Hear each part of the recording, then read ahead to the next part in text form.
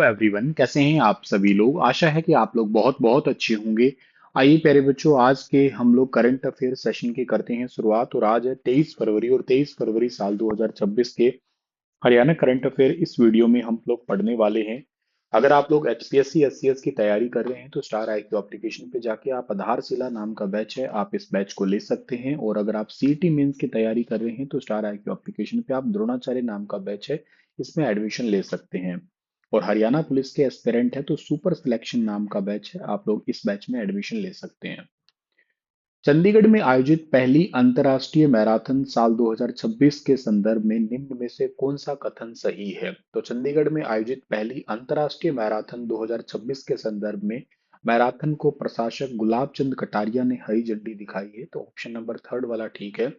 1 मार्च 2026 को चंडीगढ़ की पहली अंतर्राष्ट्रीय मैराथन होने वाली है। चंडीगढ़ को वैश्विक खेल मानचित्र यानी कि इंटरनेशनल स्पोर्टिंग मैप है, इस पे स्थापित करना है और खेल पर्यटन स्पोर्ट्स टूरिज्म को बढ़ावा देना है। इसके मुख्य अतिथि होंगे चंडीगढ़ के प्रशासक, यही इसको हरी झंडी दिखाने वाले हैं। मैं आपको बता देता हूँ, जो पंजाब के राज्यपाल होते हैं वही चंडीगढ़ के प्रशासक होते हैं, इस बात को याद रखना आप लोग। और इसमें टोटल 3,500 से ज्यादा प्रतिभागी है वो हिस्सा लेंगे, और इस दौड़ में 38 अंतर्राष्ट्रीय एथलीट है वो भी हिस्सा ले रहे हैं।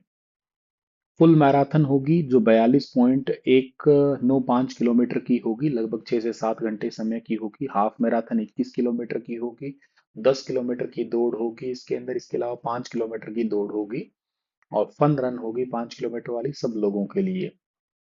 हाल ही में हरियाणा महिला कांग्रेस की नई प्रदेश अध्यक्ष है, इसके रूप में किसे नियुक्त किया गया है। तो हरियाणा महिला कांग्रेस की नई प्रदेश अध्यक्ष बनी है, नाम है इनका परल चौधरी। परल चौधरी हरियाणा महिला कांग्रेस की नई प्रदेश अध्यक्ष बनी है।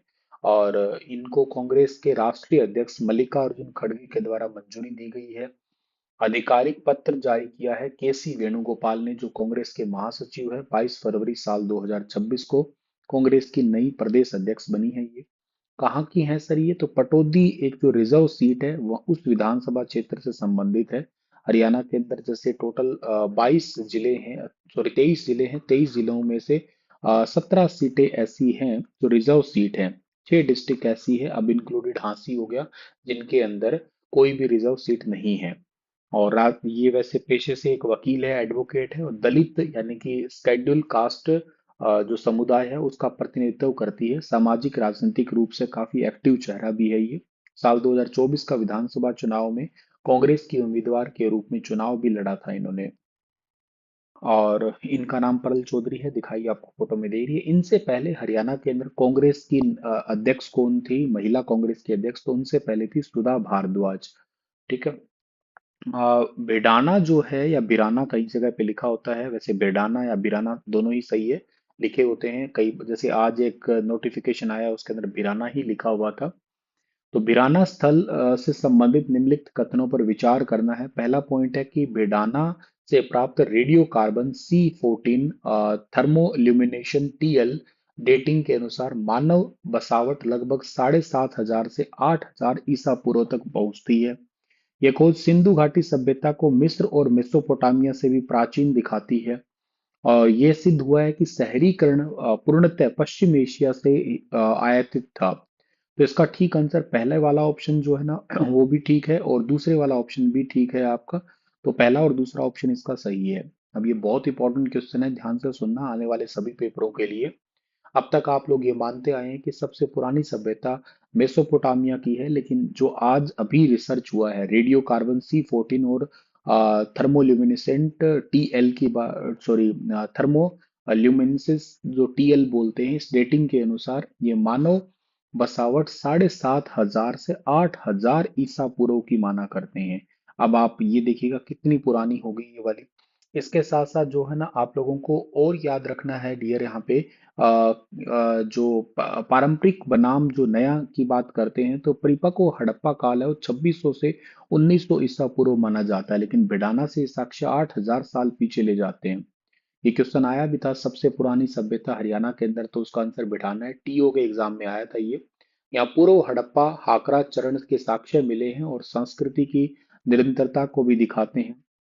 और फसल चक्र में बदलाव, जैसे कि मानसून की तीव्रता कम होने पर हड़प्पा वासियों ने प्रधान फसल गेहूं जौ की जगह पे जो है ना बाजरा या चावल इन जैसी फसलों को अपना लिया था। ये रिसर्च से पता लगता है कि ये सभ्यता अचानक नष्ट नहीं हुई है, बल्कि पर्यावरणीय बदलाव के कारण धीरे धीरे अपने आप को ढाल लिया था।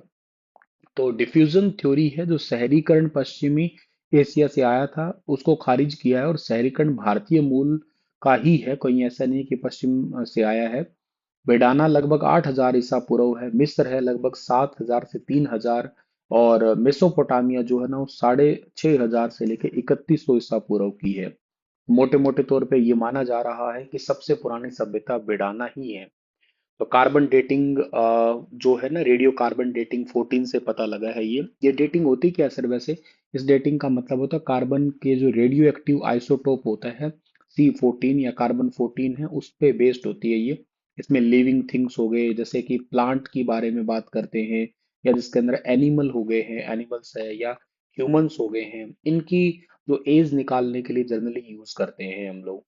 तो जब ऑर्गेनिज्म मर जाते हैं तो कार्बन डेटिंग 14 धीरे धीरे डिके होता रहता है, उस डिके को मेजर करके ही इसका एज पता लगाते हैं। ज्यादातर आप लोगों ने सुना होगा किसी फॉसिल की एज निकालनी होती है, या कोई बोन्स की एज निकालनी होती है, किसी लकड़ी की एज निकालनी होती है, या कोई ऑर्गेनिक क्लोथ हो सकता है उसकी एज निकालनी हो। तो लगभग 50,000 साल तक की एज अगर निकालनी हो तो आप तो कार्बन डेटिंग 14 का यूज कर सकते हैं। और जो दूसरा आपका डेटिंग मैं अभी बता रहा था आपको, थर्मोल्यूमिनेसिस जो है ना, अब थर्मोल्यूमिनेसिस का जो डेटिंग है, ये भी एक टाइप की डेटिंग ही है। इस मेथड में यूज किसका करते हैं? थर्मो का मतलब हीट हो गया ना, तो इसके अंदर हीट मेथड का यूज करते हैं हम लोग। हीट और के साथ साथ इसमें लाइट एनर्जी का यूज करते हैं। जब किसी चीज को गर्म करते हैं तो जैसे ही जैसे मिट्टी का बर्तन वैसे हो गया है, तो उसको किसी को गर्म करेंगे तो वो एक लाइट एमिट करता है। उस लाइट को मेजर करके पता लगाते हैं कि वो लास्ट टाइम जो है ना वो कब हीट हुआ होगा। किसी भी, जैसे मान लेते हैं कि मिट्टी का बर्तन है, उसको बहुत ज्यादा हीट करेंगे तो उसमें से एक लाइट निकलेगी। तो उससे उस लाइट से पता लगाएंगे कि लास्ट टाइम उसमें से लाइट कब निकली थी, या कितना कब इतना हीट हुआ होगा। या ईंटों से पता लगा जा सकते हैं, या कोई पत्थर जो हो जहाँ पे जले हुए हो आपके, तो बहुत पुरानी या लाखों साल पुरानी चीजों का भी इससे पता लगाया जा सकता है।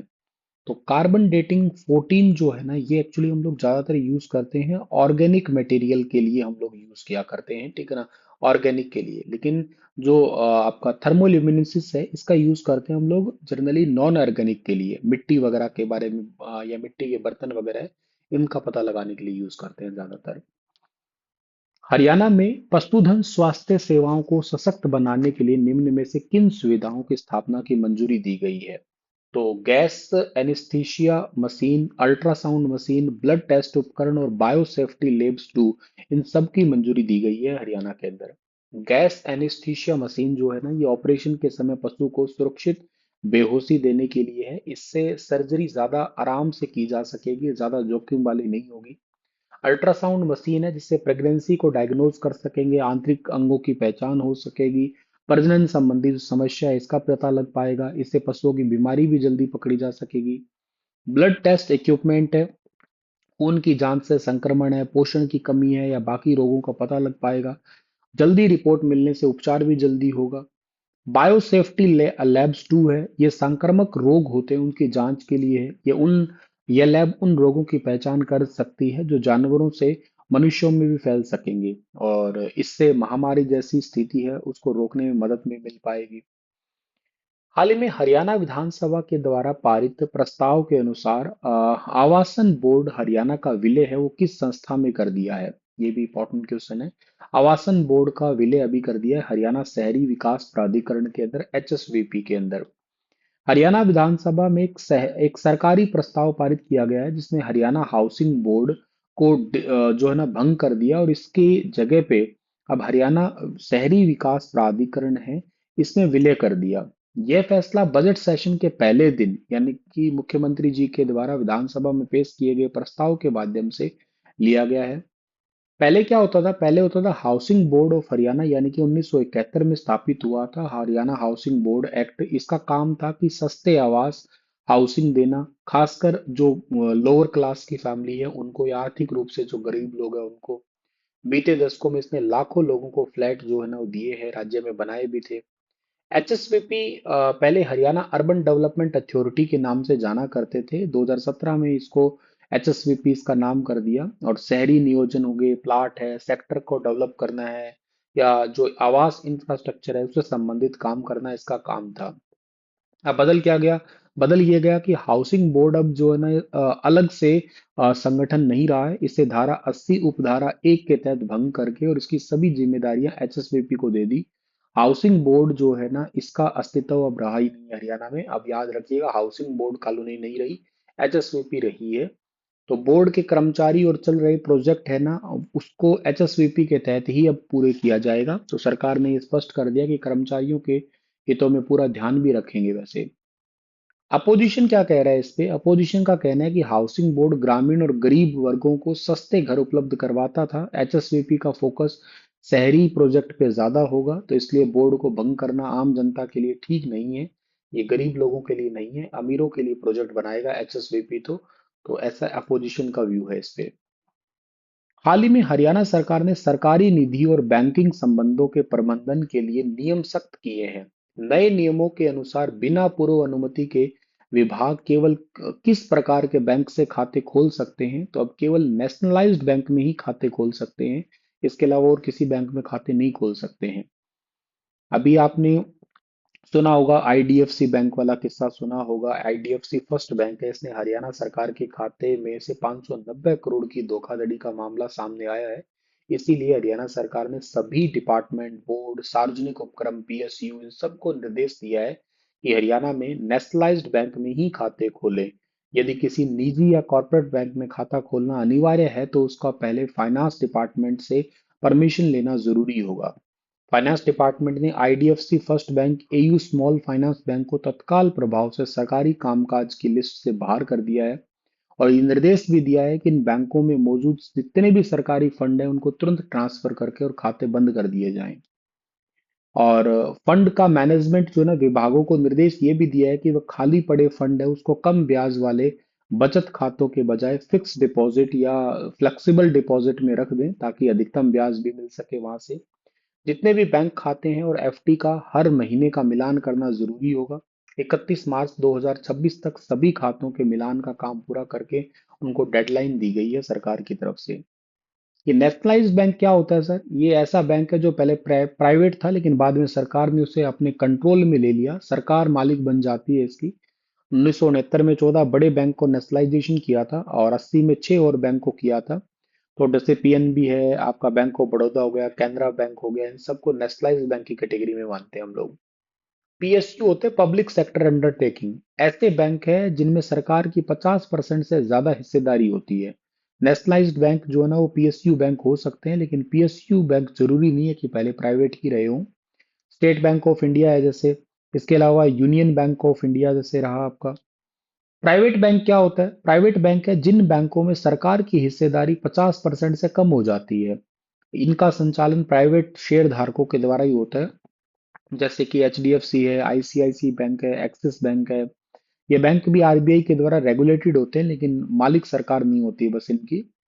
स्मॉल फाइनेंस बैंक है, छोटे लेवल की बैंकिंग सेवा देते हैं। इनका फोकस ग्रामीण और छोटे व्यापारियों पे होता है। एयू स्मॉल फाइनेंस बैंक है। इसके अलावा और भी बहुत सारे हैं, जैसे आपके भारत के अंदर स्मॉल फाइनेंस बैंक। चौथा आलू एक्सपो हरियाणा के किस जिले में आयोजित हुआ? तो चौथा आलू एक्सपो हरियाणा के करनाल डिस्ट्रिक्ट के अंदर हुआ है। हरियाणा हॉर्टिकल्चर डिपार्टमेंट के द्वारा आयोजित 2 दिन का चौथा आलू एक्सपो करनाल के अंदर हुआ था। और हरियाणा सरकार ने साल 2024 में हर आलू लोगो ट्रेडमार्क रजिस्टर करवाएगी। ये भी है 2026 में हर आलू लोगो ट्रेडमार्क जो है ना वो रजिस्टर करवाने वाली है।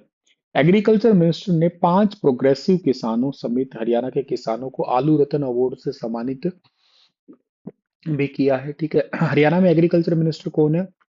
श्याम सिंह राणा है। ठीक है, इसी के साथ ये सेशन समाप्त करता हूँ। आपके लिए सवाल है कि बाबा जीत गिरी मंदिर हरियाणा के किस जिले में है? इसके बारे में बताइए आप लोग कमेंट में मुझे। और के साथ साथ अगर आप लोग एचपीएससी की तैयारी कर रहे हो तो आधारशिला बैच, और सीटी के लिए तैयारी कर रहे हो तो द्रोणाचार्य बैच ले सकते हो। साल 2025 पूरे साल की करंट अफेयर पीडीएफ हरियाणा और नेशनल की भी आपको 299 रुपये में एप्लीकेशन पे मिल जाएगी। पूरे 12 महीने का करंट अफेयर नेशनल का भी और हरियाणा का दोनों का ही ई बुक आपको मिल जाएगा यहाँ पे। ठीक है, चलिए शुक्रिया, राधे राधे।